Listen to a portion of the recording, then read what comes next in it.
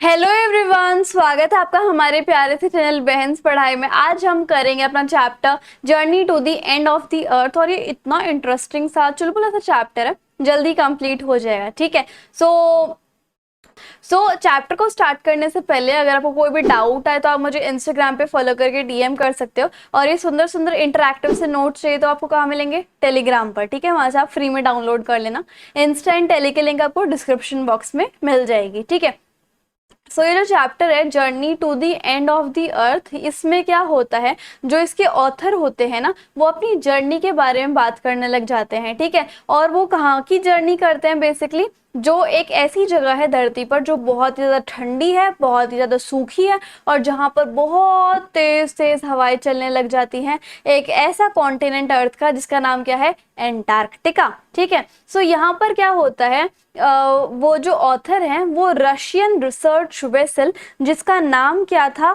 Academic शोकल्स्की है। ठीक है, सो ये उसका नाम था, रशियन रिसर्च प्रोजेक्ट। इसके थ्रू वो इस जर्नी पर जाते हैं। ऑथर जो होते हैं वो एक साउथ इंडियन मैन होते हैं, जो अपनी जर्नी कहाँ से शुरू करते हैं? मद्रास से चालू करते हैं। तो उनकी यात्रा के समय क्या होता है, वो 9 टाइम जोन पार करते हैं, 6 चेक पॉइंट पार करते हैं, और 3 समुद्री बॉडीज पार करते हैं, और बहुत सारे इकोस्फीयर्स पार करते हैं। मतलब ये काफी सारी चीजें पार करके वो अंटार्कटिका पहुंचते हैं। और एक्चुअल में उन्हें कितना टाइम लगता है पहुंचने में? 100 घंटे उन्हें बिल्कुल, मतलब ट्रैवल करने में, कहीं पर भी रुके नहीं, 100 घंटे उनको लग जाते हैं, कार से, एयरप्लेन से और शिप से। तब जाके वो इस कॉन्टिनेंट पे पहुंचते हैं। और जैसे ही पहला कदम वो अपने कॉन्टिनेंट पे जब रखते हैं, तब उन्हें बहुत रिलीफ मिलता है, क्योंकि जहां तक भी उनकी आंखें देख पा रही थी, हर जगह वाइट वाइट दिखता हुआ नजर आ रहा था।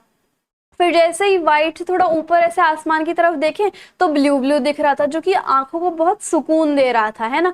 अगला इमोशन वो ये था उनका कि उन्हें बहुत वंडरफुल फील हो रहा था, है ना। वो इस बात से चौकन्ने हो गए कि ये जो अंटार्कटिका है, एक टाइम ऐसा था जब ये इंडिया का पार्ट हुआ करता, और अंटार्कटिका और इंडिया आपस में ज्योग्राफिकली कनेक्ट हुआ करते हैं ना।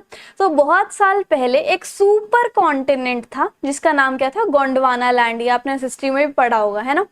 तो यहाँ पर इस गोंडवाना लैंड में अंटार्कटिका और इंडिया जो थे वो एक साथ थे, पर सिचुएशन कुछ ऐसी हो गई थी जिसकी वजह से इस गोंडवाना लैंड के बहुत सारे टुकड़े हो गए, और जैसा आज हमें वर्ल्ड दिखता है वो वैसा दिखने लग गया था। ठीक है, सो अब जैसी सिचुएशन अब है, पहले वैसी बिल्कुल नहीं थी। पहले बहुत अलग सी सिचुएशन थी। पहले के टाइम पे जब गोंडवाना लैंड हुआ करती, तब कोई भी ह्यूमंस नहीं हुआ करते।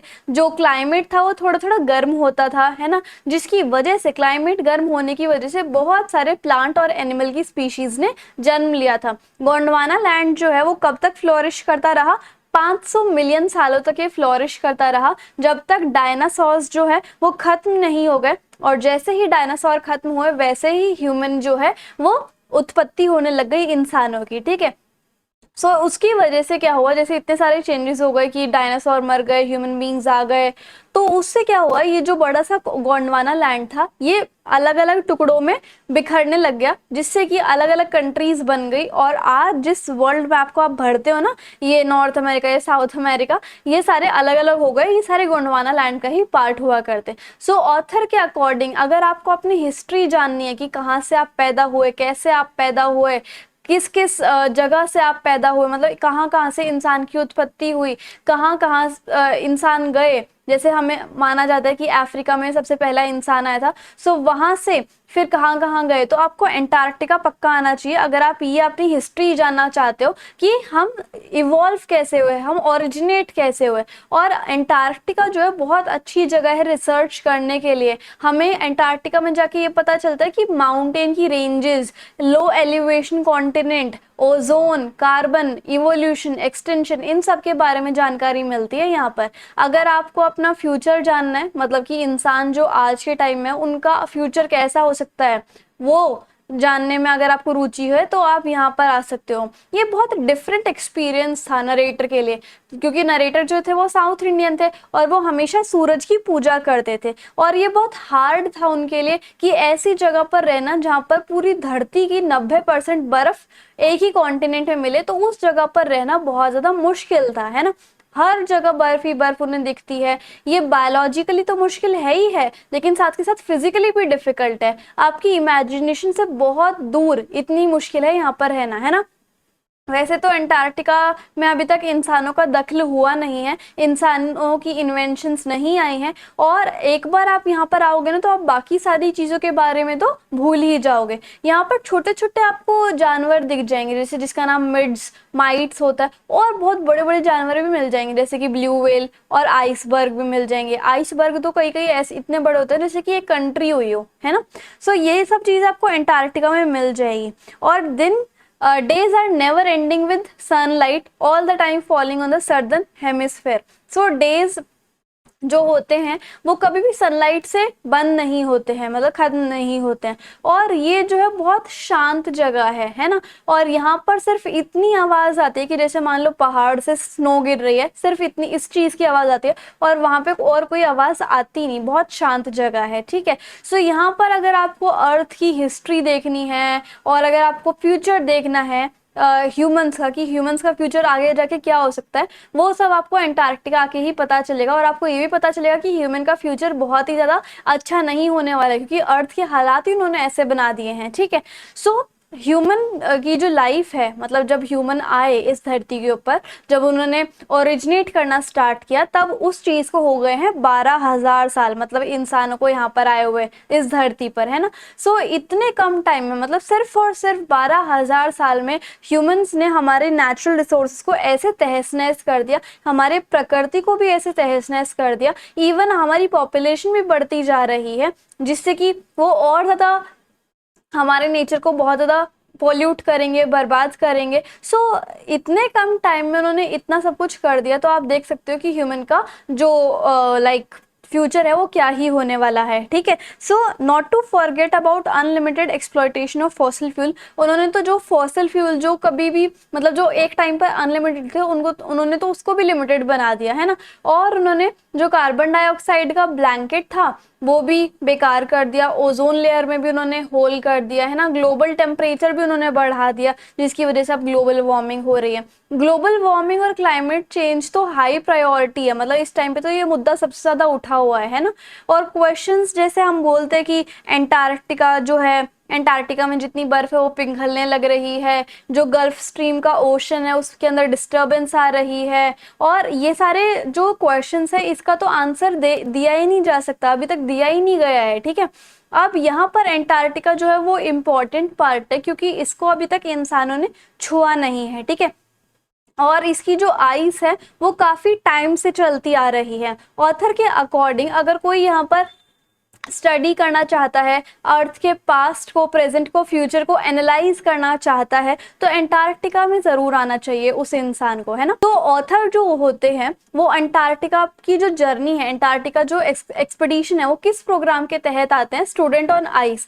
ऑथर अपने साथ ना बहुत सारे कॉलेज के बच्चों को, या फिर जो आज के बच्चे हैं, जो आज का दिमाग है, यंग माइंड्स है, ठीक है, तो उनको लेके आते हैं अंटार्कटिका पे, ताकि उनको ये बताया जाए, सिखाया जाए कि आपको अपने प्लेनेट के लिए अब काम करना पड़ेगा, क्योंकि आपको हम रियलिटी दिखा रहे हैं, और आपको अच्छे से समझ में आएगा कि हम जो कह रहे हैं कि अंटार्कटिका की आइस पिघल रही है, लोगों के लिए तो बहुत आसान है कि घर में बैठना है उनको और इन मुद्दों पे थोड़ी बहुत बातें कर लिया, तो उनके लिए तो आसान है बस गॉसिप करना। लेकिन आपको हम जो है वो रियलिटी दिखा रहे हैं, आपको अपने नेशन के लिए काम करना है, सॉरी प्लैनेट के लिए काम करना है, ठीक है। आप जो हो फ्यूचर के पॉलिसी बनाने वाले हो, सो इसलिए एक्सपीरियंस आपको हेल्प करेगा कि how to save our environment, है ना। और ये जो प्रोग्राम था स्टूडेंट ऑन आइस वाला, ये किसने इंट्रोड्यूस किया था, जियोफ ग्रीन ने।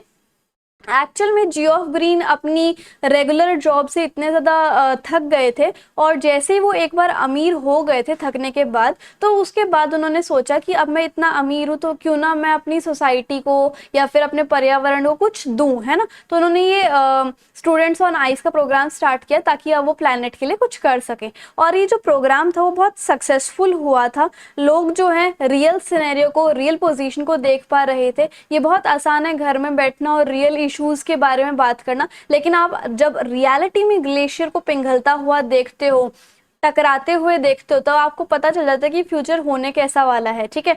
ये आपके लिए बहुत ज़्यादा थ्रेट वाला है, बहुत ज़्यादा डेंजरस है, और ग्लोबल वार्मिंग सच में है। जो आप किताबों में पढ़ रहे हो और उसके बाद किताबों को भूल जाते हो, तो जब आप रियलिटी में देख रहे हो कि ग्लोबल वार्मिंग सच है, तो आप उसके लिए एक्शन लेने लग जाते हो, है ना। सो ऑथर कहते हैं कि मेरा जो एंटार्क्टिका का एक्सपीरियंस था वो ऐसा लग रहा था जैसे मैं एक सुपर नेचुरल इंसान हूँ, मेरे अंदर बहुत सारी शक्तियां हैं, है ना।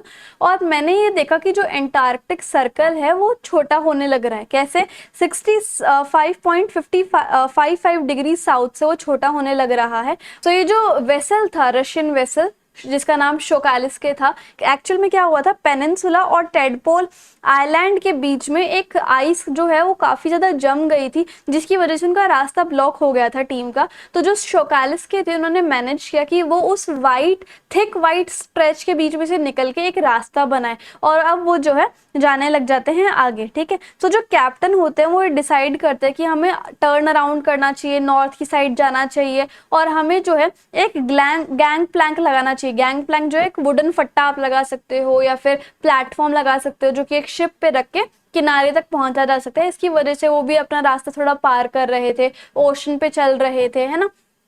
सो एक्चुअल में कितने लोग थे? 52 थे, और हमें हर जगह क्या दिख रही थी? सिर्फ वाइट वाइट चीजें दिख रही थी, जो कि बहुत लंबे बहुत लंबी लंबी दूर दूर तक फैली हुई थी, वाइट वाइट चीजें यानी कि बर्फ, ठीक है। और हमारे पैर के नीचे भी इतने मोटी मोटी आइस थी, है ना। और आइस से भी 180 मीटर्स नीचे बहुत ज्यादा सॉल्टी वाटर लिविंग और ब्रीथ कर रहा था, है ना। अब क्या हुआ, वहाँ के जो सील्स होते हैं वो जैसे इंडिया में बैनियन ट्री के नीचे जो जंगली कुत्ते होते हैं या फिर जो गली वाले कुत्ते होते हैं, वो जैसे डॉग्स होते हैं वो ऐसे हिलने में नहीं लग जाते, वैसे ही वहाँ के एंटार्क्टिका के जो सील्स होते हैं वो भी खुद बहुत अपने आप में स्ट्रेचिंग कर रहे थे और थोड़े बहुत एक्शन करके दिखा रहे थे, है ना। तो इस तरीके से भी उन्होंने बताया। सो अब क्या होता है लास्ट में, जो ऑथर होते हैं वो ये बोलते हैं कि जैसे मैंने ट्रैवल किया मद्रास से लेकर एंटार्क्टिका, मैं 9 टाइम जोन को पार करके आया, चेक पॉइंट को पार करके आया, बहुत सारी वाटर बॉडीज को पार करके आया, है ना। सो यहाँ पर ये जो मैंने ये सीखा है कि हमारे नेचर के पास ना एक एबिलिटी होती है, एक कैपेबिलिटी होती है कि वो अपना बैलेंस मेंटेन करके रखती है ना।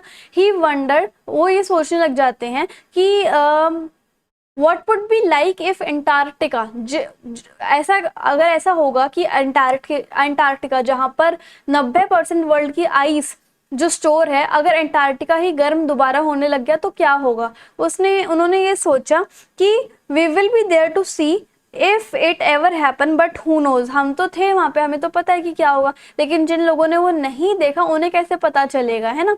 सो वो ये देखने लग गए थे कि जिन टीनेजर्स को वो वहां पे लेके गए थे उनके अंदर की जो स्पिरिट है, उनके अंदर इतनी ताकत है कि वो इस वर्ल्ड को ही बदल देंगे, वो इस धरती को ही बदल देंगे। और उन्हें पता है कि अब तो उन्होंने रियलिटी देख ली, तो कुछ जरूर कुछ ना कुछ ऐसी पॉलिसी लेके आएंगे जिसकी वजह से हमारी अर्थ जो है वो बची रहेगी, ठीक है। क्योंकि अर्थ में हमें तो पता नहीं कि फ्यूचर में क्या होने वाला है, अनसर्टेनिटी होती है ना। लेकिन फिर भी वो ऐसी पॉलिसी लाएंगे जिसकी वजह से हमारी अर्थ जो है वो सेव रहेगी, हमारा पर्यावरण जो है वो सेव रहेगा। तो इस तरीके से हमारे जो चैप्टर है वो फाइनली खत्म होता है। एंड आई होप आपको समझ में आया होगा अच्छे से। इंस्टाग्राम एंड टेलीग्राम पे जरूर फॉलो कर लेना। So if you like the video and the explanation then please like share comment and subscribe the channel. Thank you so much.